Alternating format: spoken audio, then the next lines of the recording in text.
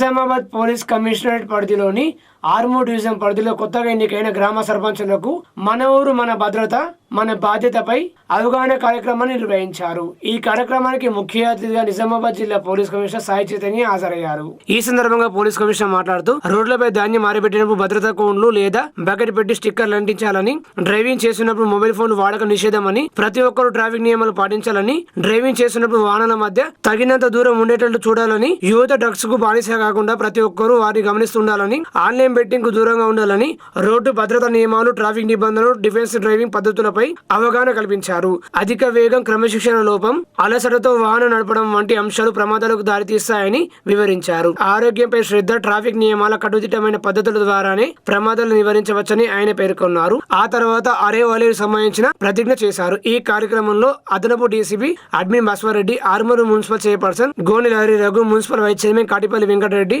Armoor ACP Venkateshwara Reddy, cyber crime ACP Venkateshwarlu, CI Satyanarayana, Armoor rural CI John Reddy, division పరిధిలోని ఎస్ఐలు తదితరులు పాల్గొన్నారు. ద్విచక్ర వాహనదారులు తప్పనిసరిగా హెల్మెట్ ధరించండి. అతివేగం మరియు మద్యం సేవించి వాహనాలు నడపడం ప్రారంభం, ట్రాఫిక్ నిబంధనలు పాటించడం, అలాగే పోలీస్ కోసం కాదు, అంటే పోలీసుల కోసం కాదు, మన ప్రాణాల కోసం అని గుర్తించాలి. మన ఊరు సురక్షితంగా ఉండాలంటే కేవలం పోలీసులు మాత్రమే కాదు, పౌరులందరి భాగస్వామ్యం అవసరం. అపరిచిత వ్యక్తుల పట్ల అప్రమత్తంగా ఉండాలి. పోలీస్ శాఖ వారు ప్రజల భద్రత కోసం ఎంత కృషి చేసినప్పుడు మున్సిపాలిటీ తరఫున మరియు పౌరుల తరఫున మన పూర్తి సహకారాన్ని అందిద్దాం. ఆర్మూర్ పట్టణాన్ని ప్రమాదరహిత మరియు నేరరహిత పట్టణంగా మార్చుకుందాం.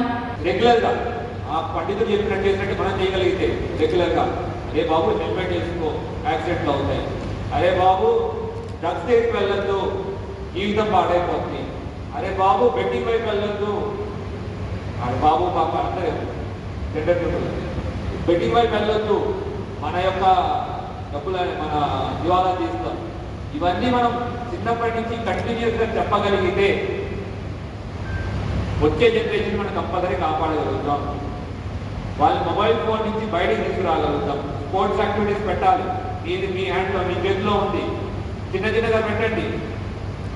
మీ వాటర్ ఉంటారు, కౌన్సిలర్ ఉంటారు, అవన్నీ ఉంటారు. వార్డ్ 1 వార్డ్ 2 పెట్టండి, మ్యాచెస్ పెట్టండి, వాలీబాల్ పెట్టండి. చాలా పడకుండా కృషి చేస్తూ వ్యక్తుల సమాచారాన్ని పోలీసులకు తెలియజేస్తానని డ్రగ్ రహిత జీవన శైలిని అనుసరిస్తానని డ్రగ్ రహిత సమాజమే లక్ష్యంగా సాగుతున్న తెలంగాణ ప్రభుత్వ భాగస్వామిని అవుతానని రోడ్డు భద్రతా నియమాలను పాటిస్తూ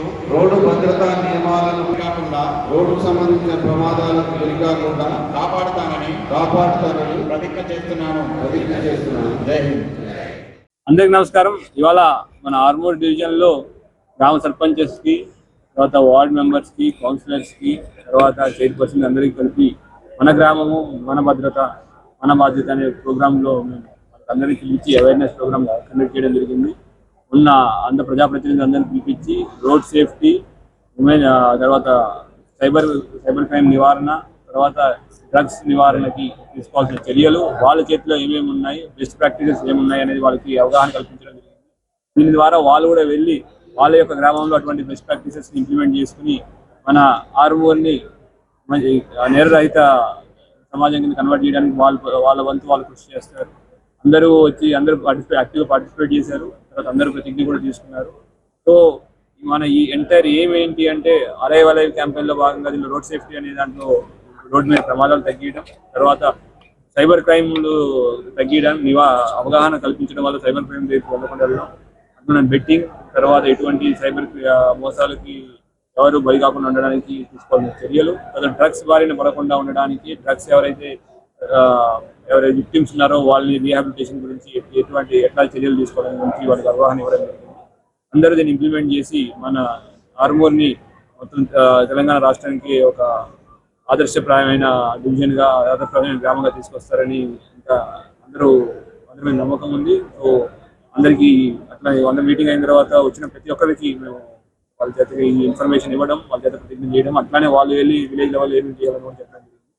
సో ఇట్లాంటి ప్రోగ్రామ్ ఆర్గనైజ్ చేసినందుకు యాక్చువల్లీ మొత్తం ఇనిషియేటివ్ తీసుకుని ఫస్ట్ మన నిజామాబాద్లో ఫస్ట్ చేస్తున్న ఆర్మూర్ డివిజన్ పోలీసులు కూడా అందరినీ తెలుస్తున్నాం. ఎందుకంటే అందరినీ ఒక తాటి మీద తీసుకురావడానికి కూడా చాలా కష్టపడ్డారు, చాలా కోఆర్డినేట్ చేశారు. ఇటువంటి ప్రోగ్రామ్ మనం కంటిన్యూ చేసుకుంటూ మన ఆర్మూర్ని, మన నిజామాబాద్ని ఈ దేశంలోనే best village, best division, best district తీసుకురావడానికి కృషి చేస్తాం. ఆలూరు మండల కేంద్రంలో కళ్యాణ లక్ష్మి షాదీ ముబారక్ చెక్కులను ఆర్మూరు ఎమ్మెల్యే పైడి రాకేష్ రెడ్డి లబ్ధిదారులకు పంపిణీ చేశారు. ఈ సందర్భంగా ఎమ్మెల్యే పైడి రాకేష్ రెడ్డి మాట్లాడుతూ ప్రజలకు ఏ సమస్య వచ్చినా తన దృష్టికి తీసుకురావాలన్నారు. ప్రజలకు ఎప్పుడు అందుబాటులో ఉంటారని హామీ ఇచ్చారు. ఈ కార్యక్రమంలో తహసీల్దార్, ఎంపీడీఓ గంగాధర్, బీజేపీ పార్టీ నాయకులు, కార్యకర్తలు తదితరులు పాల్గొన్నారు.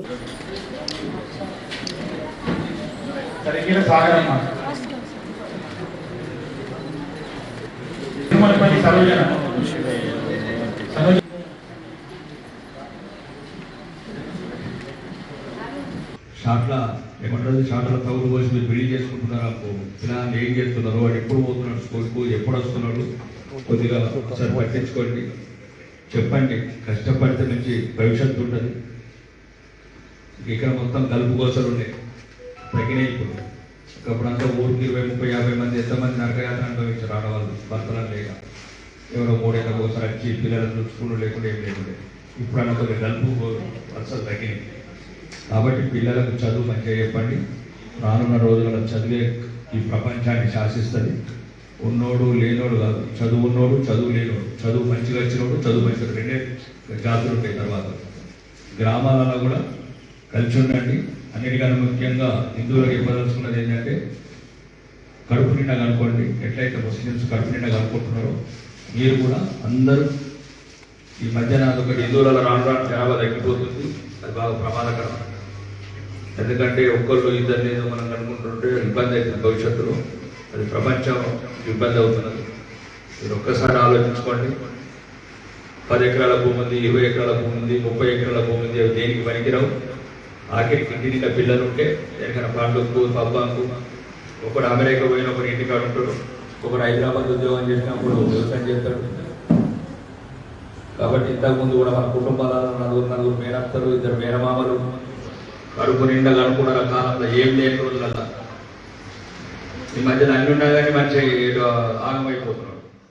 ఆర్మూరు పట్టణంలోని జర్నలిస్ట్ కాలనీలో గల హనుమాన్ ఆలయం వద్ద 22 సీసీ కెమెరాలను నిజామాబాద్ జిల్లా పోలీస్ కమిషనర్ సాయి చైతన్య ప్రారంభించారు. ఈ సందర్భంగా పోలీస్ కమిషనర్ మాట్లాడుతూ ప్రజల భద్రత కోసం సీసీ కెమెరాలు ఏర్పాటు చేయడం ఎంతో సంతోషంగా ఉందని, ఒక్క సీసీ కెమెరా అనేది 100 మంది పోలీసులతో సమానమని, సీసీ కెమెరాల ద్వారా పట్టణంలో జరిగే అనుమానాస్పద కార్యకలాపాలను సులభంగా గుర్తించి తక్షణ చర్యలు తీసుకునే అవకాశం ఉంటుందని, సాంకేతిక పరిజ్ఞానం వినియోగంతో పోలీసింగ్ ను మరింత సమర్థవంతంగా నిర్వహించవచ్చని, నేరాల నివారణలో సీసీ కెమెరాలు ముఖ్యమైన పాత్ర పోషిస్తాయని ఆయన పేర్కొన్నారు. అలాగే ట్రాఫిక్ నియంత్రణలో కూడా ఈ కెమెరాలు పోలీసులకు సహాయపడతాయని వివరించారు. ప్రజలు తమ ప్రాంతాల్లో భద్రత కోసం సీసీ కెమెరా ఏర్పాటు చేసుకోవాలని, పోలీస్ శాఖ సహకరించాలని ఆయన సూచించారు. పోలీస్ శాఖ చేపడుతున్న కమ్యూనిటీ పోలీసింగ్ కార్యక్రమాలకు ప్రజలు ముందుకు వచ్చి భాగస్వాములు కావాలని పిలుపునిచ్చారు. ఈ కార్యక్రమంలో ఆర్మూర్ ఏసీపీ వెంకటేశ్వర రెడ్డి, సిఐ సత్యనారాయణ, యువజన కాంగ్రెస్ పార్టీ పట్టణ అధ్యక్షులు విజయ్ అగర్వాల్, జర్నలిస్ట్ కాలనీ అధ్యక్షులు రాజేందర్ గౌడ్, సీసీ కెమెరాల ఇన్స్టాలేషన్ ప్రవీణ్ చారి, ఆర్మూరు పట్టణ యువజన గౌడ సంఘం అధ్యక్షులు బత్తుల శ్రీనివాస్ గౌడ్, కాలనీ ప్రజలు తదితరులు పాల్గొన్నారు. జకరంపల్లి మండలం అరుగులు సొసైటీ పరిధిలో మొక్కజొన్న వరి కొనుగోలు కేంద్రాలను నిజామాబాద్ రూరల్ ఎమ్మెల్యే భూపత్ రెడ్డి ముఖ్య అతిథిగా విచ్చేసి ప్రారంభించారు. ఈ కార్యక్రమానికి ముఖ్య అతిథిగా విచ్చేసిన నిజామాబాద్ రూరల్ ఎమ్మెల్యే భూపత్ రెడ్డికి నాయకులు, కార్యకర్తలు ఘనంగా స్వాగతం పలికారు. అనంతరం ఆయన మొక్కజొన్న వరి కొనుగోలు కేంద్రాలను ప్రారంభించారు. ఈ సందర్భంగా ఆయన మాట్లాడుతూ కాంగ్రెస్ ప్రభుత్వం ఎప్పుడు రైతులకు అండగానే ఉంటుందని అన్నారు. రైతుల సంక్షేమానికి కాంగ్రెస్ పార్టీ పెద్దపీట వేసిందన్నారు. ఈ కార్యక్రమంలో ప్రజాప్రతినిధులు, నాయకులు, కార్యకర్తలు తదితరులు పాల్గొన్నారు. మరి ఈరోజు మీకు అందరూ కూడా తెలుసు, ఇప్పుడు ఈ దగ్గర 4వ పంట మా ప్రభుత్వం వచ్చిన తర్వాత కొద్దిగా ఒక 4 రోజులు ఆలస్యం అయితే అయిండొచ్చు, కానీ ఎక్కడ కూడా రైతుకు ఇబ్బంది కాకుండా ప్రతిసారి మనం గతంలో అంటే నేను స్థాయిలో వరిని పండిస్తాము. ఇవాళ రైతు నిజంగానే రాజు అయిండు చెప్పడం కాదు. ఇవాళ కరెంటు ఫ్రీ ఇవ్వడం వల్ల, మరి ఉచితమైన నాణ్యమైన విద్యుత్తు, అదేవిధంగా ఎరువులు, మరి అదేవిధంగా విత్తనాలు అన్నీ కూడా ఇచ్చి మరి 100% ప్రతి గింజ అది వానబడి తడిసినా రంగు మారినా మరి కొంతమంది చెప్పి ఒక రైతుకు ఒక భరోసా ఏదైతే ఇచ్చిందో వ్యవసాయ శాఖ అధికారులు ప్రభుత్వం దాని ద్వారా వరి దిగుబడి రికార్డు స్థాయిలో మన తెలంగాణలో నెంబర్ ఉన్నాం. దాంట్లో మన నియోజకవర్గం ఇంకా నెంబర్ ఉంది. అంటే కొంచెం పెద్ద ఏరియా ఇది. అంటే ఒకప్పుడు చెప్పే వాళ్ళు బోధన అంటే మరి వరి బాగా పడుతుంది, బాన్సవాళ్ళు అంటే బాగా వరి పడుతుంది. ఇప్పుడు మన దగ్గర 100 కంటే ఎక్కువ పడుతుంది. అంటే ఈ రికార్డు స్థాయి వరి పండినప్పటికీ ఈ 4 పంటల నుండి మీరు చూస్తూ ఉన్నారు. గతంలో 10 కిలోలు కొరతలు లారీ ఉండేది, బరదాలు ఉండేది, బారదాలు ఉండే అమ్మాలు ఉండడు. 2 నెలలు 3 నెలల పొలుగా పొలుసుడు తర్వాత దాంట్లో అందరికీ ఎవరెవరి కమిషన్ ఉండేవో మీకు అందరికీ కూడా తెలుసు. లాస్ట్లో వచ్చేసరికి రైతుకు 20,000 30,000 కట్ చేసి 3 నెలలకు ఇచ్చటం నిజమా కాదా? మరి ఇవాళ మన ప్రభుత్వం వచ్చిన తర్వాత ఎక్కడ కూడా బారదాని ప్రాబ్లం లేదు, ఎక్కడ కూడా లారీల ప్రాబ్లం లేదు. నిజామాబాద్ నగరంలోని జిల్లా కాంగ్రెస్ పార్టీ కార్యాలయం వద్ద నిజామాబాద్ కార్పొరేషన్ డిసిసి అధ్యక్షులు బొబ్బి రామకృష్ణ ఆధ్వర్యంలో ఎన్ఎస్యుఐ ఫౌండేషన్ డే సందర్భంగా జెండాను ఆవిష్కరించారు.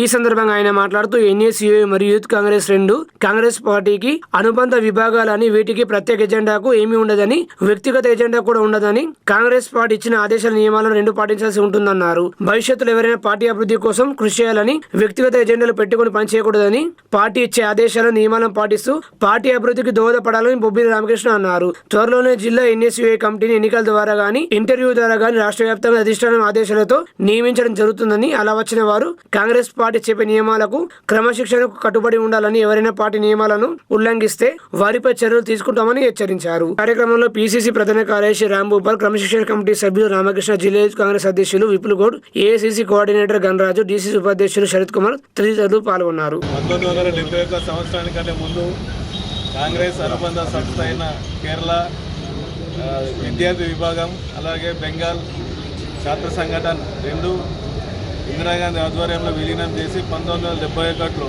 ఏప్రిల్ 9న ఇందిరాగాంధీ ఆధ్వర్యంలో ఎన్ఎస్యుఐ ఆవిర్భావం చెందిన 50 సందర్భంగా ఎన్ఎస్ఐ నాయకులందరికీ శుభాకాంక్షలు తెలుపుతూ, అలాగే నిజామాబాద్ జిల్లాలో ఎన్ఎస్ఐ నాటకం చాలా పటిష్టంగా ఉంది. దానికి నిదర్శనం మన రాష్ట్ర స్థాయిలో పిసిసి హోదాలో ఉన్న మహేష్ అన్న గారు. ఆయన భారత కాంగ్రెస్లో ఎన్ఎస్ఐ చరిత్రలోనే 10 సంవత్సరాలుగా రాష్ట్ర అధ్యక్షుడు ఉండి ఇప్పటికీ అదే రికార్డుగా ఉంది. తాను పిసిసి ప్రెసిడెంట్గా కొనసాగుతున్నారు. వారికంటే ముందు తొలి కన్వీనర్గా డి శ్రీనివాస్ గారు, అలాగే రాష్ట్ర పిసిసి అధ్యక్షుడుగా రావడం జరిగింది. ఇంకో నాయకుడు తొలి ప్రెసిడెంట్ వెంకటరామరెడ్డి గారు. నిజామాబాద్లో ఎన్ఎస్ఐ పటిష్టంగా ఉంది. అలాగే రాబోయే రోజుల్లో ఇప్పుడు ఎన్ఎస్ఐ కమిటీ ఎలక్షన్ ద్వారానో లేకుంటే ఇంటర్వ్యూ ద్వారానో కొత్త ప్రక్రియ ద్వారా ఎన్ఎస్ఐ కమిటీ వేయడం జరుగుతుంది. కొత్త తరానికి ఒక అపోహ ఉంది ఏంటంటే ఎన్ఎస్ఐకి యూత్ కాంగ్రెస్కి మేము ఇంటర్వ్యూ ద్వారా వచ్చాము, కాంగ్రెస్ పార్టీకి మాకు సపరేట్ ఉంటాయనే ఒక అవగాహన ఉన్నారు. ఆ రోజుతో గుర్తించుకోవాలి, ఏ విభాగమైనా కాంగ్రెస్ పార్టీతో అనుబంధంగా ఉంటుంది. వారి దిశానిర్దేశంలోనే కాంగ్రెస్ పార్టీ దిశానిర్దేశంలోనే ఎన్ఎస్ఐ కానీ యూత్ కాంగ్రెస్ కానీ ఎటువంటి లింక్స్ అయినా కానీ ముందుకు సాగుతాయి. వారి ఆధ్వర్యంలో చేసే కార్యక్రమాలు ఎన్ఎస్ఐ కానీ యూత్ కాంగ్రెస్ కానీ వివిధ విభాగాలు కానీ పనిచేయాలని అవసరం ఉంటుంది. వారు రూల్స్ అతిక్రమించకుండా పార్టీ ఆదేశాల ప్రకారమే కొనసాగాలి తప్ప వ్యక్తిగత ఎజెండా ఏది ఉండదు. వచ్చే తరానికి సూచన చేస్తున్నది ఏంటంటే పార్టీ అభివృద్ధికే పనిచేయాలి. ఈరోజు రాష్ట్ర స్థాయిలో వారు ఉన్నారంటే వారి పార్టీకి అనుగుణంగా ఆ రోజు పనిచేయడము.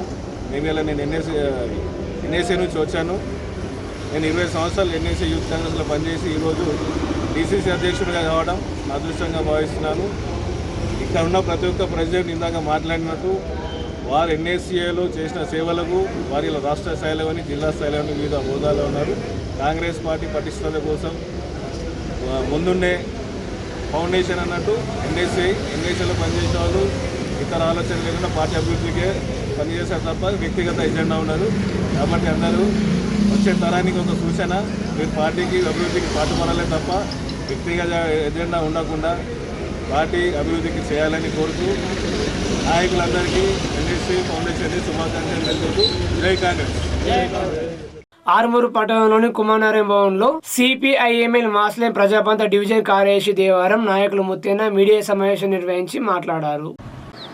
మీరు ఎంతమంది మీద కేసులు పెట్టినా, ఎంతమందిని ఎన్కౌంటర్ల పేరుతో చంపినా భవిష్యత్తులో మీరే ఉండకుండా పోతారు, మీ ప్రభుత్వం కూడా ఉండకుండా పోతాయి.